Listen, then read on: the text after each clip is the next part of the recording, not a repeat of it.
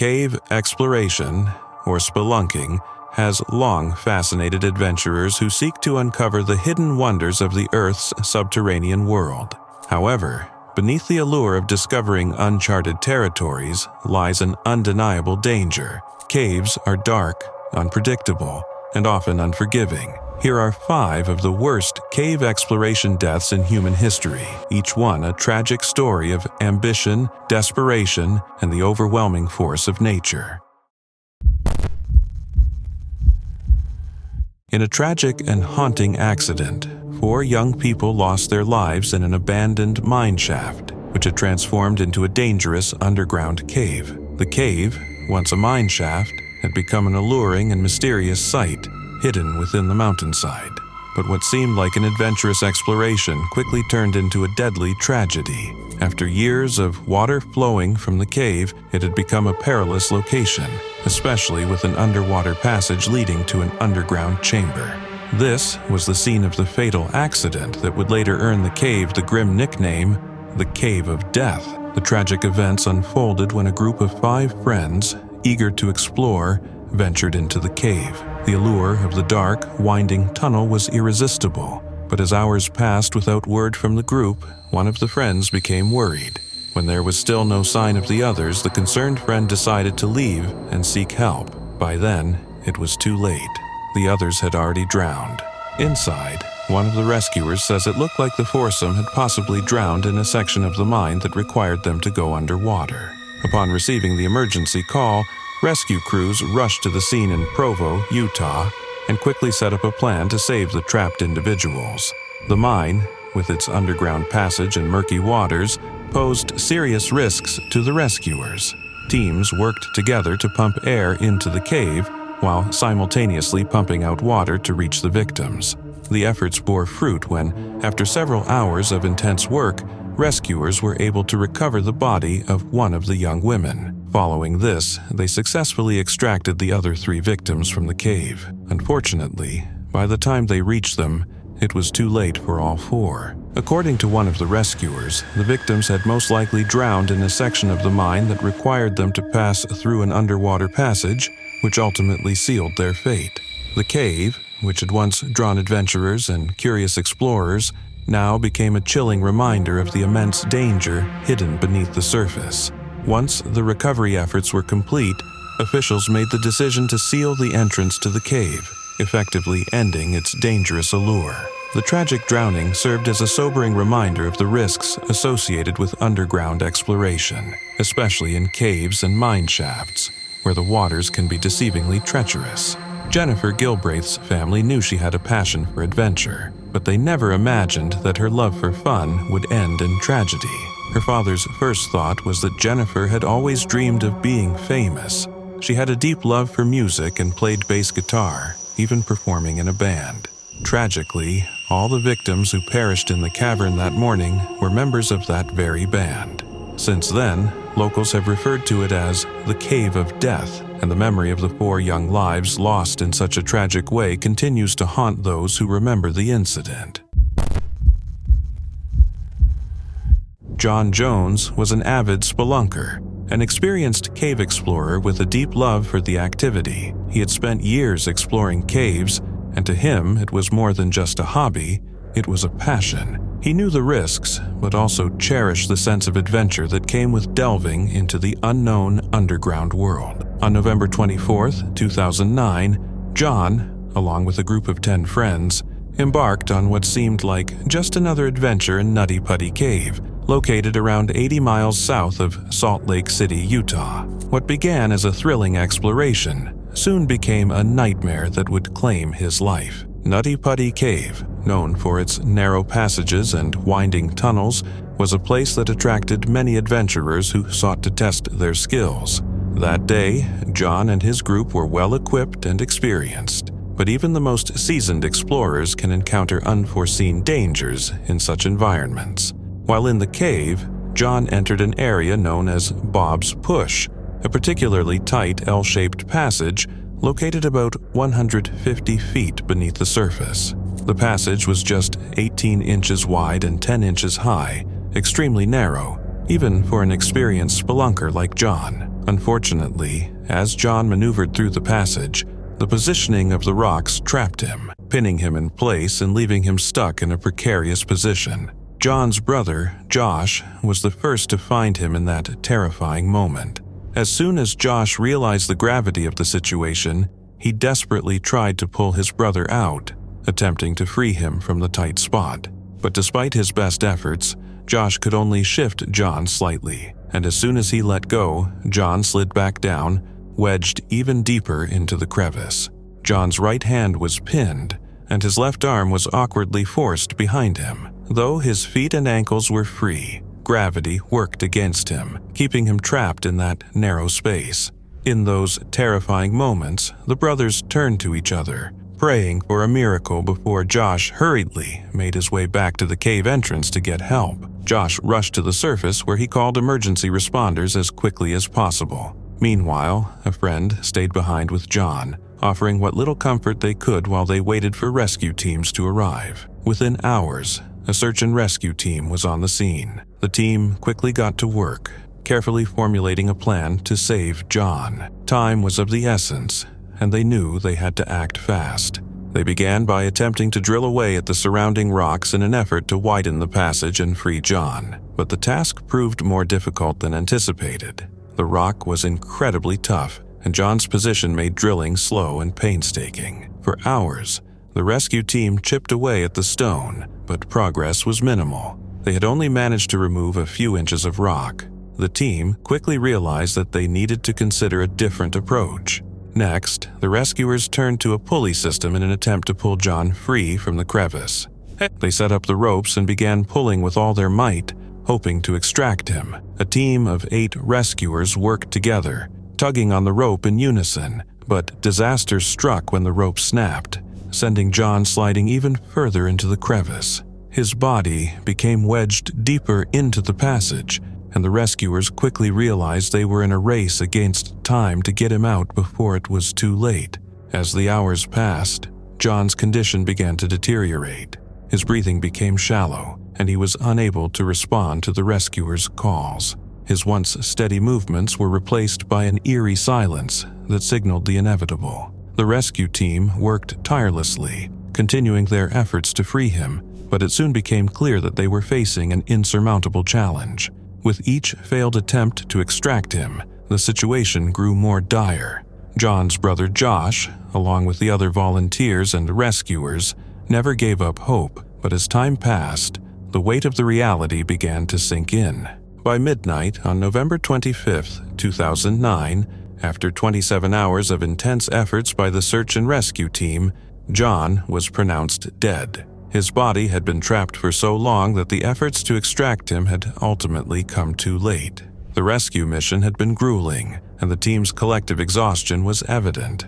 One of the volunteers, a man who had been involved in search and rescue work for 29 years, described the mission as the hardest he had ever been a part of. Despite their dedication, the rescuers had been unable to overcome the unforgiving nature of the cave and the challenges of the terrain. John's death at Nutty Putty Cave was a reminder of the inherent dangers of spelunking and cave exploration. Despite his extensive experience, John was unable to escape the tight confines of the cave, a situation made even more tragic by the fact that so many tried but ultimately failed to save him.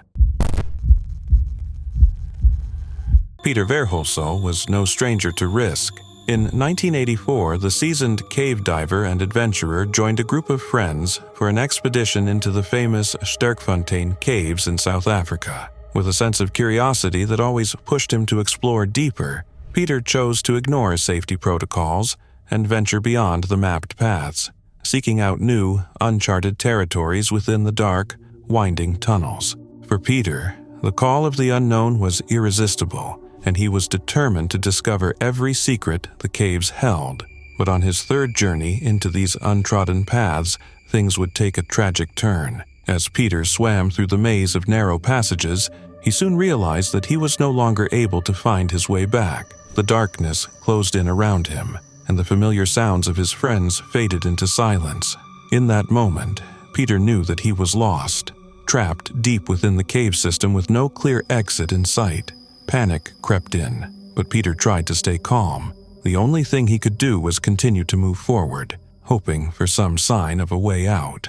That's when he found a small island at the end of a distant tunnel. It wasn't much, just a tiny patch of rock that emerged from the water, but it offered him a temporary sanctuary. Climbing onto the island, Peter took a moment to catch his breath and assess his situation. His oxygen supply was dangerously low, and with no way to know how much longer he had before it ran out, he knew he had to conserve it. The water surrounding him was dark and cold, and his prospects for escape grew increasingly grim. Peter tried to summon the energy to keep searching for an exit, but with his remaining oxygen, he understood that his best chance was to wait for help.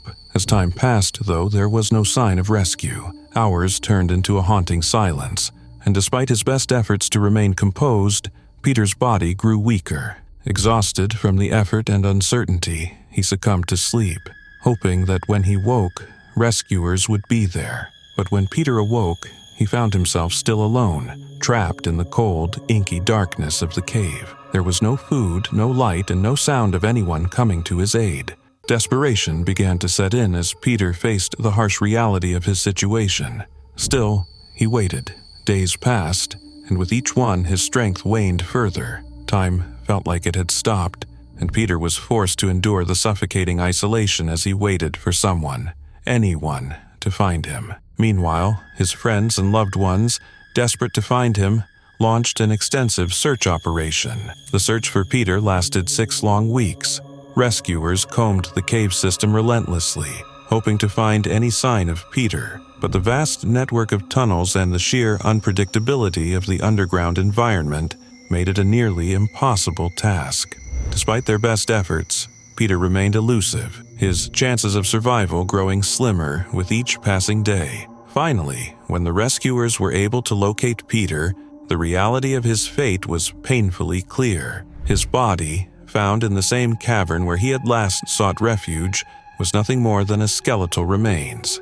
It was clear that he had succumbed to the harsh conditions of the cave, likely dying from starvation and the effects of prolonged exposure without food or water. In the final moments of his life, Peter left behind a heartbreaking message scrawled in the sand for his wife, Cheryl, and his mother. It read simply, "I love you, Cheryl and Ma." It was a sad and final act of love that would forever be etched in the memories of those who loved him. Peter's death in Sterkfontein Caves reminds us of risks that come with pushing the boundaries of exploration. His story highlights both the allure and danger of venturing into unknown, uncharted places, where the line between adventure and tragedy can quickly become blurred. In 1967, John Ogden and 5 of his friends embarked on an ambitious caving expedition into an unmapped section of England's Mossdale Caverns. The group had spent hours navigating the dark, winding passages, crawling and climbing deeper into the earth, eager to explore an untouched world few had ever seen. But deep in the labyrinth of rock, they were unaware of the impending danger lurking above them. As the hours passed, the sky outside began to shift, and a heavy rainstorm set in. At first, it seemed like any typical downpour, but soon the storm became more than just a passing weather event. The creek outside the cave began to swell, rising rapidly with the relentless rain. As the water level continued to climb, it became clear that the situation was turning catastrophic. Without warning, the entrance to the cave was buried beneath a rising lake, and the floodwater came rushing in through every passage and tunnel. While the group crawled through a narrow, confined tunnel, they suddenly heard the unmistakable rumble of water surging toward them. The sound grew louder, and the water came rushing in with terrifying speed. Within moments, the creek that had once been a harmless trickle transformed into a violent torrent. It rushed in quickly, first rising up over their feet, and then climbing to their necks, trapping the group in the increasingly perilous depths of the cave. With the water rising fast, their only hope of survival was a small crack in the rocks up ahead, a narrow fissure that could provide a small pocket of air. Desperate and struggling against the flood, Ogden managed to force his way through the crack, pulling his body upward as the water surged around him. He managed to push himself to the top of the narrow crevice, where he found a tiny pocket of air, just enough to keep his head above the water. But the crevice was too tight for anyone else to join him. The rest of the group, still trapped below, was quickly consumed by the rising water. Ogden was left alone, his body wedged in the small crack, struggling to stay above the surging flood. From his small refuge, he could hear the water swarming around him, helplessly knowing that his friends had perished in the rushing torrent. The hours stretched on, and Ogden clung to his fragile hope of rescue. The cold, suffocating darkness of the cave surrounded him as the floodwater continued to rise. There was no way for him to escape the narrow prison where he was trapped. The days passed, and Ogden remained stuck in the crevice, desperate for air, slowly weakening from exhaustion and the overwhelming sense of isolation. His cries for help went unanswered, and with each passing moment, the chances of survival seemed more and more distant. By the time the rescuers finally arrived and located him, it was too late. Ogden had succumbed to the cold, unable to hold on any longer. His lifeless body remained wedged in the narrow space, still trapped in that unforgiving passage, struggling for a final breath of air that would never come. The search for John Ogden and his friends, which had started as a hopeful attempt to rescue them, ended in tragedy. The bodies of all 6 individuals were eventually recovered, but their lives had been claimed by the violent floodwaters that had overtaken them. The disaster at Mossdale Caverns remains one of the most haunting cave tragedies in history. In 2002, a chilling discovery was made deep within an underwater cave in Croatia. Divers found the body of MK, a diver who had gone missing during an exploration with friends. His lifeless form was discovered 54 meters, 177 feet, beneath the surface, alone in the dark, cold depths of the cave. At first glance, the scene appeared to be a brutal murder. MK's diving mask was missing, and there was a 30-centimeter, 12-inch knife lodged deep into his chest. The authorities immediately launched an investigation, suspecting foul play. The initial theory was that one of MK's companions had killed him, stabbed him, and then discarded the body in the depths to cover their tracks. However, forensic analysis would soon uncover a much more harrowing truth than anyone could have imagined. The investigation into MK's death initially pointed to a possible crime, but the findings from the scene were more disturbing than any murder. It turned out that MK had not been the victim of an attack by another person, but rather, he had met his tragic end through the desperate, heart-wrenching actions of his own hand. MK had gone cave diving with friends, exploring the complex maze of submerged tunnels in the cave. Somewhere along the way, he became disoriented and lost within the winding passages. As time passed, his oxygen supply dwindled, and he was soon left gasping for air.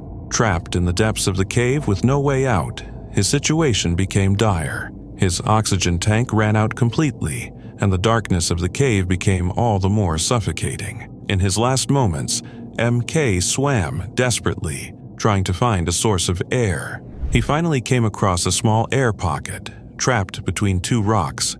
Exhausted and gasping, he tried to inhale the precious air from the bubble, but it wasn't enough to save him. The suffocating pain of drowning was unbearable, and the real horror began to unfold. In a final act of desperation, MK took the knife he had been carrying and, in a horrifying attempt to escape the excruciating agony of suffocation, stabbed himself in the chest. It wasn't an act of violence inflicted by someone else, but rather an attempt to end his suffering in the only way he could. The knife lodged deep into his chest, a tragic symbol of his final, desperate attempt to control his fate in the face of a relentless, inescapable death. MK's decision to end his own life in that moment of pure agony is a haunting reminder of the intense psychological and physical toll that drowning can have on a person. The unbearable pain of slowly losing consciousness from lack of air, coupled with the isolation of being trapped in a remote underwater cave, must have driven him to take the extreme measure of self-inflicted harm. His death was not the result of a violent altercation with others, but rather the horrific consequences of becoming lost in a perilous underwater labyrinth. where the struggle for life became a battle against time and breath. The discovery of MK's body and the circumstances surrounding his death sent shivers through the diving community, sparking conversations about the dangers of cave diving and the psychological challenges that divers can face in moments of extreme distress. It serves as a chilling reminder of the unforgiving nature of the deep, dark caves that exist beneath the surface of the earth, where even the most experienced adventurers can find themselves trapped, alone, and desperate. In the end, MK's tragic death was not a murder, but the result of a series of unforgiving circumstances that left him fighting for his life in the silent, suffocating depths.